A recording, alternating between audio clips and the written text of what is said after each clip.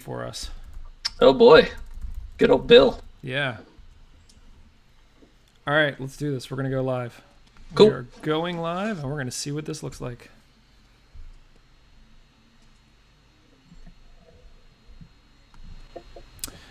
What's up, everybody? Welcome to the Mon Goals podcast. I think. Maybe. Nothing has changed for me. It just looks like Yeah, for you, it looks the same. We've Okay. been sitting on Zoom for the past half hour trying to figure out how to make this work. Hopefully you guys can see us. If you can see us, use the chat, say something, let us know that you can in fact see us. It might help if I pulled up YouTube on something else. For those who are listening to the podcast as a traditional podcast, this one's a little bit different and special. I have been itching to try to get live video something working for a while now, just because I think it'd be so much more fun if we could have interviews go live, and everybody can sort of watch them in real time and add comments, and we could all sort of collaborate. And plus, right now with the pandemic, obviously it's a year late, but it'd be great if, as the three of us or the six of us or however many of us get together and chat, if everybody else can sort of join in and sort of be there and be part of it and share their thoughts and comments and things like that. So yeah, as far as I can tell, we are live. Guys, how brand you new doing? age of Mon Goals. This is breaking new ground after years of just terrible podcasting. Now we can be terrible on video as well. That's Live. Terrible live. Terrible live on video. true. Yeah. Josh, what's going on, man? I feel like I haven't talked to you in forever. Kevin and I did a show a few weeks back, but what have you been up to? Just working, and kind of like I got my first dose of the vaccine, so I'm halfway Wow. vaccinated, so that's pretty cool.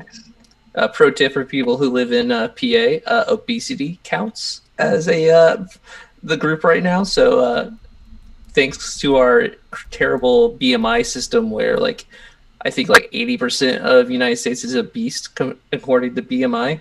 That's pretty much everyone in PA is able to do the vaccine right now. So there you go. Pro tip. Pro tip. Kev, what have you been up to? I finally, for anyone who knows the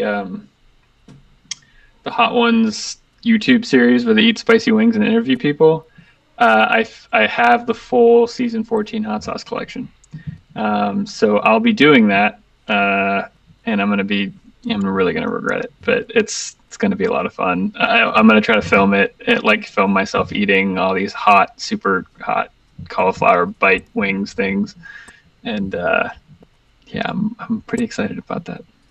I was gonna say, part of the whole Hot Ones thing is you get asked questions as you go through each one. So are you gonna do that? Is Riley gonna grill you? So we're both gonna try to do it together. Yeah, Riley, my wife, and I.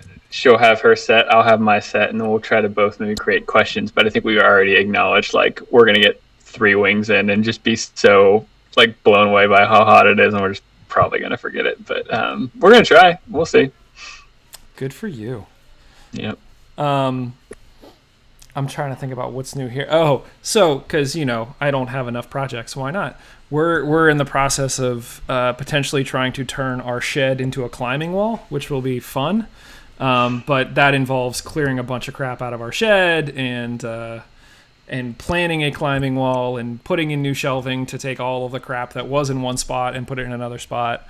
But the kids were literally climbing the door frames in the house, doing the Spider-Man press against the sides and then just hanging out there. And I was like, you guys need to get the frig outside and get out of the house and go do something. So, and I've always I used to climb 3 days a week when I was in college. So I've always kind of wanted a wall, but never really had a good reason to do it. And thanks, pandemic. Here we are. So how tall does it go up? A shed, I imagine it's just one floor. So are you really climbing? Yeah, so the ceiling is I think 8'6", so it's not very high, but it's 25 feet long, if not longer. I can't remember how long. So the plan is to basically have it span the entire wall, and then I've got a couple of different angles, and there's going to be a flat underside, so you'd be climbing upside down if you want to. Safety is obviously of the utmost concern with a concrete floor, but who cares about that?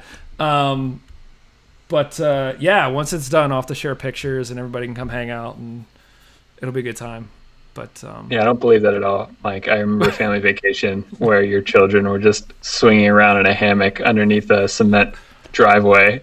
And Emerson at the time was like 2 or 3. I was like, Mike, he might want to. He's like, he'll be fine. And then like 2 seconds later, I just hear boom. thanks, Kev. You're the best. Yeah, you're welcome. Yeah. You're a great father, and I want to share that on video. Okay.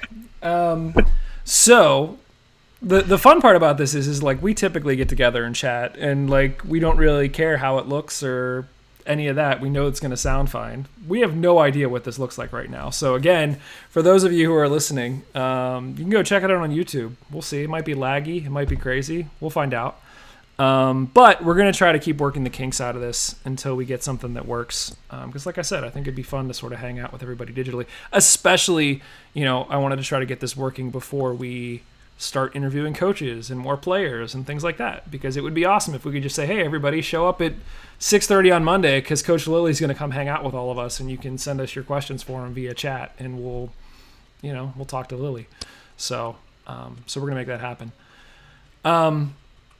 I guess there is some actual Hounds news to discuss. So they officially announced the division that we'll be in. Kev, you and I speculated a little bit about what we thought the division might be.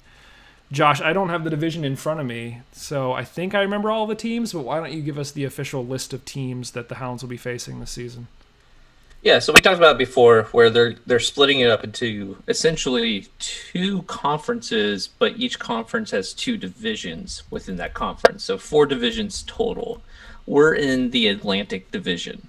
So there's Atlantic Division and Central Division in the Eastern Conference. But our division has Charleston Battery, Charlotte Independence, Hartford Athletic, Loudoun United, the Miami FC, New York Red Bulls 2, us, and Tampa Bay Rowdies. So that's our division.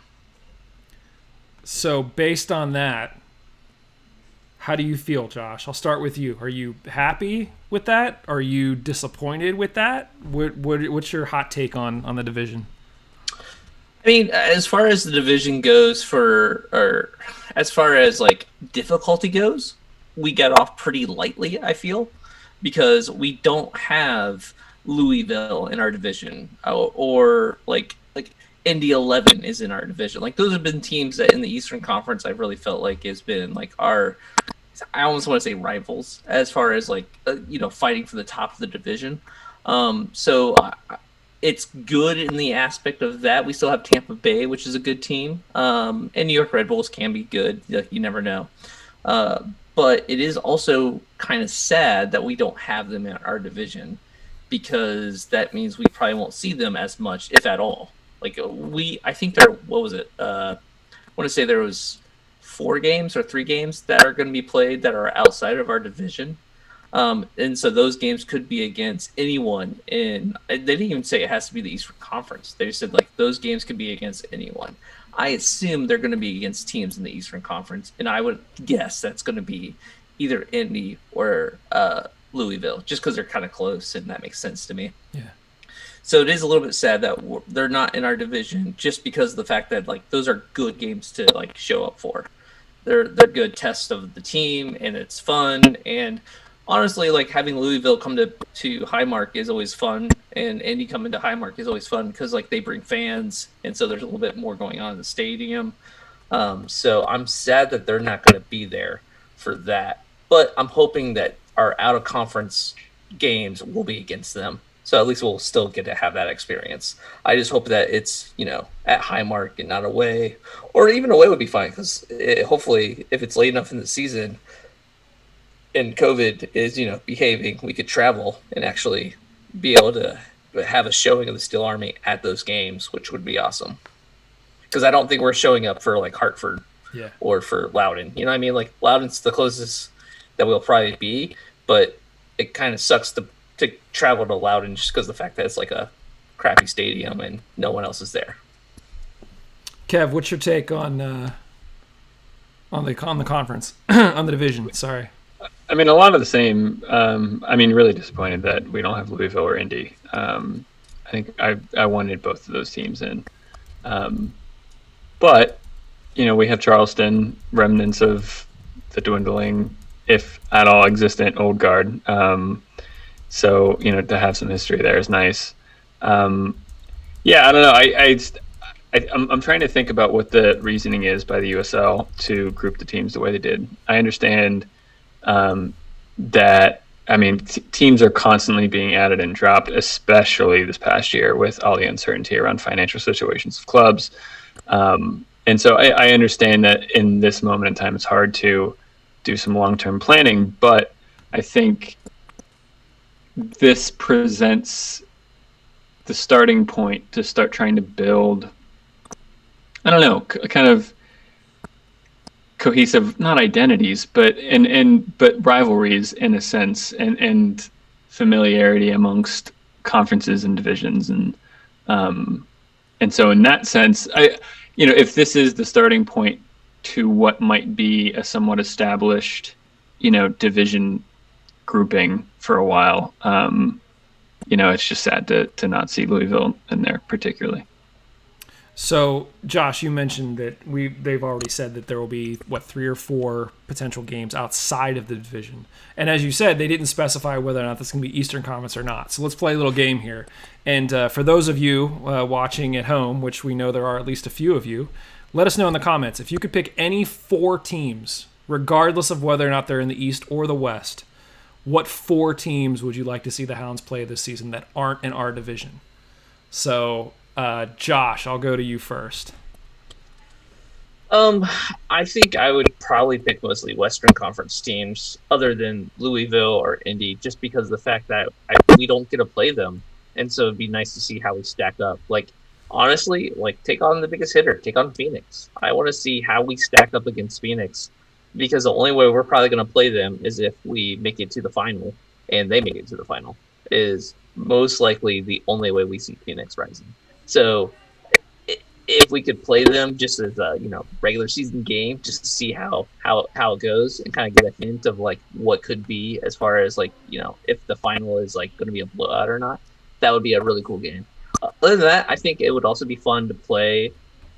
I mean, if it's at home, it's tempting to say, what's the name of that team that Landon Donovan?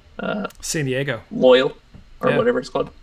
Yeah, just because that would be kind of cool just to see a star come to Highmark, to see if maybe that brings in a packed crowd. I don't know if people in Pittsburgh give a damn about Landon Donovan, but probably, I would assume. So maybe that would bring some people in. But Las Vegas would also be fun. I want to play a game at Las Vegas. Excuse to go to Las Vegas on a away trip. So you get to go to Vegas, and you get to go see the Llamas, and you get to go see Vegas or the Hounds play. Sure, let's do it. That'd be fun. I know a lot of Steel Army members who would love to go to Vegas for a Hounds game. Yeah. I'm trying to think if there would be any other teams that I would pick outside of those that you mentioned. I think Vegas, Phoenix, San Diego are definitely all up there. Kev, are there any other teams that Josh didn't mention that you'd want to see? No, I think those hit it. I think just in general, I want, and I was trying to find quick information on attendance numbers, because I don't watch the Western Conference at all. Outside of, I want to play Louisville as much as possible, but outside of that, I want to see the Hounds play in big stadiums. So any stadiums that get good attendance numbers. With a large crowd, I think it's always just a nicer atmosphere, especially in the past year, to see. I mean, and granted, we might not even have fans this season, but to get comfortable and used to playing in big atmospheres, I think is cool. I think the one other team that I might add to that would probably be New Mexico, because New Mexico seems to have a huge following. They're another black and gold team, so it'd be cool to see the battle of the black and gold. Kev, to your point, about sort of fans in the stadium, I believe it was the Steel Army that shared the governor of Pennsylvania opened up sporting events to, Josh, correct me if I'm wrong, 1/3 capacity? Yeah, it's a third capacity now. Yeah, so that would mean that the Hounds could hold 1,000 people, give or take, not including staff and players. Not including staff and players. No, I'm sorry, that would include staff and players. So, like, okay. figure out how many staff and players, deduct that from the 1,000, and then in theory, Right. that's how many tickets they could sell for each game. I mean, that's really good news. Yeah. It's still early though, because like who knows what's going to be when the Hounds actually play. I'm hoping we don't regress at all. I don't see us regressing at all. So like right now it's at a third, but maybe in a couple months maybe it gets even better. But even at a third though, I feel like that's probably I don't know the numbers. I don't know if the Hounds how many season ticket holders they have. I feel like we're at the cusp of being like only season ticket holders get into the Hounds games. So that could be interesting because, like, I know most of the Steel Army is season ticket holders, so that makes sense. But yeah, it's one of those things where now, like, if you're the type of person who only goes to like half the games, you're like, I don't need to buy a season ticket. It's fine. Maybe buy a season ticket this year just in case. That's the only way you're getting into the stadium. A little pro tip there. I mean, that's a good point where if the vast majority of the season ticket holders are the Steel Army, you would think for the optics, especially for those watching at home, it would be great to see a full Steel Army section. But all because they sell 1,000 tickets to Steel Army members doesn't mean that you'll all be in the Paul Child section. Like you'll all be spread out and distance. Yeah. Like if we still have to spread, which I'm positive we'll have to spread still. It's not going to be the same at all. But and I also don't think that most of the Steel Army. I mean, I don't think that the season ticket holders will be majority Steel Army. I could because the grandstand has a lot of season ticket holders, so I feel like we're gonna get a large spread. But we're definitely going to be, even if like let's say like 200 people are Steel Army members, I got a feeling they're not all going to be in the Paul Child stand. They're probably going to have to go to like other sections just because of the fact that they have to spread out. So yeah, that makes sense. Other than that, it doesn't feel like there's been a ton of news to really discuss. Like I said, this was more or less a dry run for. Maybe we'll talk a little bit about news. Maybe we'll try doing some live stuff. As I can see that there are a few people watching us live, so thank you to everybody who are watching us live. Kudos to you. And thanks for leaving comments about what's working and what isn't working. Like I said, over the next few episodes, we're going to try to tighten this up and make it pretty cool, hopefully. We'll see. What's not working? I'm curious. Apparently, the audio is working really well, and this is according to Jonathan Sexhour. Audio is really good, video's choppy. So we need to figure out a way to clean up the video. And I'm guessing that Can we blame your Ligonier internet connection? we could do that's that. all I'm gonna do. Yeah, I mean, I'm hardwired. The other option is, Kev, you could take over streaming this, or Josh, you could as well. Knoxville internet sucks. I have 100 down and 100 up, so it might be okay. Ooh. Maybe that might be the solution. Yeah, I like that idea. Knew you would. Yeah. But really quick, I mean, just as another thing, I'm curious. Is there any news on like new jerseys or whatever? Or are we just keeping the same jerseys as last year? I mean, they haven't announced anything. I haven't heard anything. I've talked to Derek at the ticketing office. He's kind of like the Steel Army connection right now, as far as like inside information, and he hasn't let anything leak about that. So nothing to report so far. But I would imagine there probably will still be new jerseys. Like I feel like that's kind of like done by the league itself. Is like every year jerseys get announced. So I don't imagine the Hounds really, have have like any say on like, hey, no new jerseys this year. I think that's like just an instant thing that happens. yeah. Right. For those who are interested, I was listening to a podcast, the USL show, which we haven't really talked about in a while. Our good buddy Phil Groom sat down with Jeff Reuter of The Athletic to talk about the USL and sort of everything that's going on in the off-season mode. And they had a really interesting conversation about the biggest way for teams to make money is not ticket sales, it's not jersey sales, it is selling players, and why the USL doesn't do a better job of selling players. It was a really good conversation. But they talk about the hierarchy of how teams make money And it's if we had more selling players, then teams would be more profitable. But right now, you're predominantly relying on ticket sales, merchandise, and TV deals, which there is a new TV deal. I don't know if it's official, but it's been leaked, where there is going to be some profit sharing depending upon where your game has been aired. So we're going to look into that a little bit more and share more info as that comes out. Like I said, that's not official yet, so we don't want to get too much into the weeds. But something that also could impact revenue there. Name your source, like Josh did. Oh, I just said that I was listening to the USL show. It wasn't. It was loosely discussed on the USL show. I'll just say that. So who would we sell players to? What league? MLS, probably. I would assume. Yeah. So there's talk of MLS. MLS has turned into a bit of a selling league, and they talked a lot about selling or selling to league. What's that? Like selling league or selling to league? Like I'm saying, from a USL standpoint, what leagues, what leagues are possible for USL players to be sold to? So you're looking at MLS. You're looking at the Mexican league. You're looking at the Canadian league. Not many USL players are going to get sold overseas. Yeah.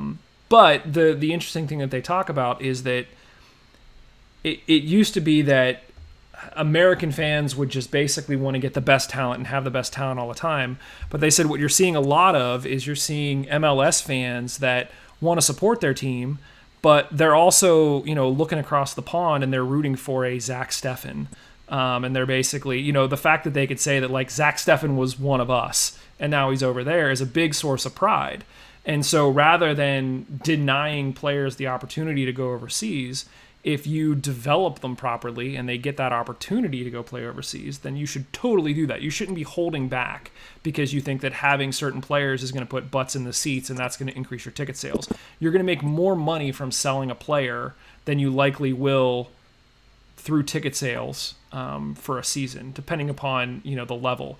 So if the Hounds could sell a player for 100,000, 150,000 even, like the return on investment, I mean, that for Lily, that could be like, maybe 2 or 3 new players that he could bring in for that fee. Or even just club infrastructure, yeah. Yeah, exactly. So an interesting conversation to be had. I'd love to get, Tuffy on and just be like, where do you guys make money? Like, what is your number one moneymaker? What's your number 2 moneymaker? Like, how can we help with that? Well, and also if that's the model that the USL is going to move towards, then I imagine we need to reconsider how we address player contracts. Because right now it's kind of hard to sell a player's contract when it's only, sign on for a year with an option year extension. So, I mean, I know like that, at least, maybe the economics of this is different when you go down to the USL or just play in a different arena of financial resources.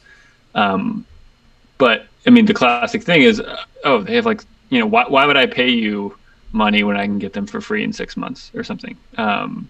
And so, the shorter the contract is, the cheaper it is for them to buy, and or just we'll wait until the summer and just sign them then.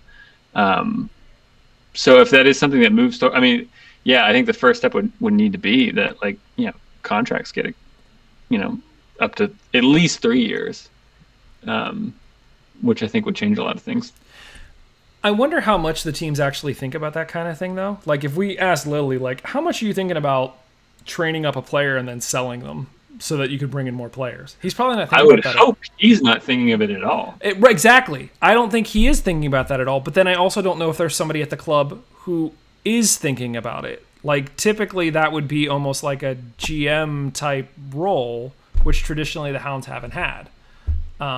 So I don't know. How dare you? Tuffy is our GM, our acting GM, our interim, and I forget what he's considered. Like, it's been like what, 4 years? He's been interim GM or something like that.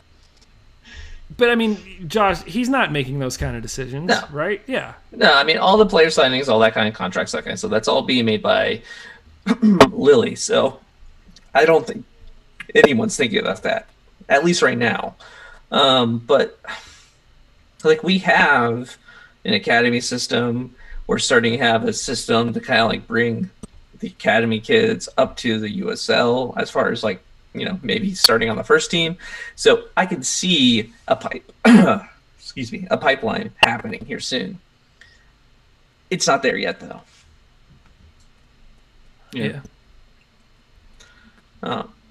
Other thing though, John over at USL Tactics, he's also, if you're not listening to USL show, he's gotten involved with them. So it's kind of been cool to see that whole thing develop, and he actually just did the thing with what was it? Soccer Rabbi. He saw requests for him about wanting USL goals and was it like, I don't know, tactics stuff. But anyway, Mark asked for something, and he made a whole spreadsheet, and it's pretty cool. And it's go check that out on USL Tactics. Yeah, So. yeah. John is like our Zach Steffen, like sort of brought him through here, and now he's just like blown up everywhere. And that's not really credit to us at all. It's just sort of, it's cool to see him grow and do stuff, and we'll have to have him back once we get closer to the season to really talk through a lot of these signings and get his thoughts on that. So, guys, I think that's probably it for this one. Like I said, thank you to everybody who checked this out on YouTube. If you started listening to this podcast and you want to, for whatever reason, go back and watch the whole thing again, good on you, first of all. But you can head over to YouTube, search for Mon Goals, our channels.